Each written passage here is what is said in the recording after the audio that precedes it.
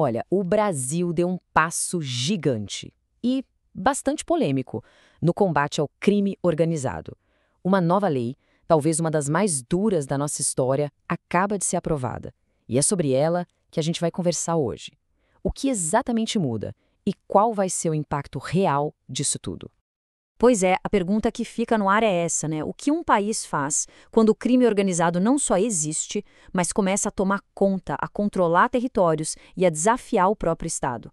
É exatamente essa ferida que essa nova lei tenta fechar. E para a gente ter uma ideia do tamanho do problema, o próprio texto da lei já dá o tom. Não estamos falando de crimes comuns. Pensa só. Facções impondo controle sobre bairros inteiros, atacando carros fortes com armamento de guerra, montando barricada para a polícia não passar e até sabotando hospitais, portos. É esse o cenário que a lei quer combater. Bom, com o problema posto na mesa, vamos então para a primeira parte. Como foi que o Congresso decidiu reagir a essa situação, que muitos chamam de uma verdadeira guerra? Então, anota aí essa data, 18 de novembro de 2025. Foi nesse dia que a Câmara dos Deputados deu o sinal verde para esse pacote de leis. Um conjunto de regras que, na prática, promete mudar o jogo na forma como o Brasil enfrenta as facções e as milícias. E a aprovação foi com um placar bem expressivo, viu? 370 votos a favor. É um apoio massivo. Mas, olha só o outro lado. 110 deputados votaram contra. Isso mostra que, apesar da maioria, o debate foi quente e a proposta está longe de ser um consenso. Ok, agora a gente entra no que talvez seja o ponto central dessa lei toda. A grande novidade, a criação de um tipo de crime que não existia antes no nosso Código Penal. E o nome desse novo crime é domínio social estruturado. Guarde bem esse nome. A ideia é justamente essa, criar uma categoria específica para punir o ato de uma facção, usar violência, para basicamente criar um estado paralelo, controlar a vida das pessoas, mandar num bairro, numa comunidade. Mas o que é isso na prática, né? Bom, a lei deixa bem claro. Por exemplo, atacar um presídio, forçar o dono da padaria a pagar uma taxa de segurança, usar bomba para impedir a polícia de entrar numa área, ou até mesmo a coisa mais básica, que é proibir as pessoas de irem e virem. Tudo isso agora pode ser enquadrado como domínio social estruturado. E a pena? Bom, a pena é pesadíssima. Estamos falando de 20 a 40 anos de cadeia. Para se ter uma noção, isso aí está no mesmo patamar das penas mais altas que existem na nossa legislação. O recado é claro, a tolerância para esse tipo de ação vai ser zero. Beleza. Agora vamos entrar num ponto bem delicado. O que acontece com quem for condenado por esse novo crime? Porque a coisa vai muito além de só passar mais tempo na prisão.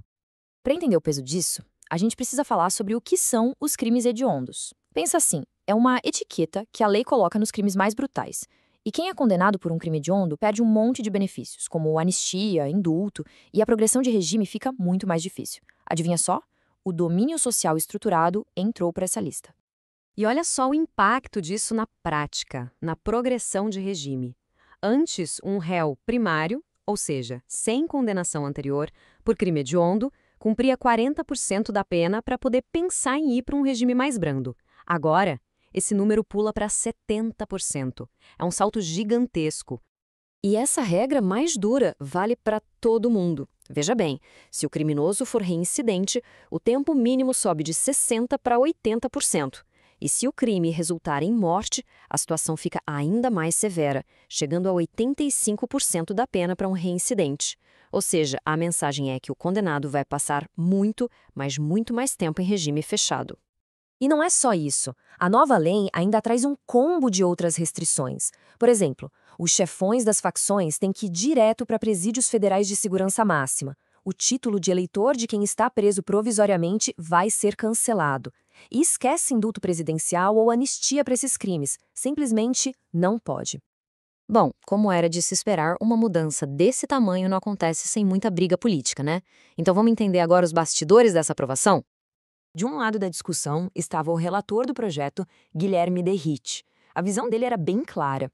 O texto que o governo tinha landado originalmente era muito fraco. Na opinião dele, era preciso um texto bem mais duro para ter algum efeito prático contra as organizações criminosas. Já do outro lado, os apoiadores do governo diziam o oposto. A preocupação era que essa versão final, a do relator, exagerou na dose. O medo era que, de tão radical, a lei pudesse acabar, veja só que paradoxo, atrapalhando o trabalho da própria polícia e até mesmo esbarrando em questões constitucionais. Ok, o projeto passou na Câmara. E agora, qual o próximo passo? Porque a aprovação dos deputados foi só a primeira etapa de um caminho que ainda é longo. O caminho é bem definido. Primeiro, a Câmara aprova, o que já aconteceu. Agora o texto sobe para o Senado, onde vai ser debatido e votado de novo.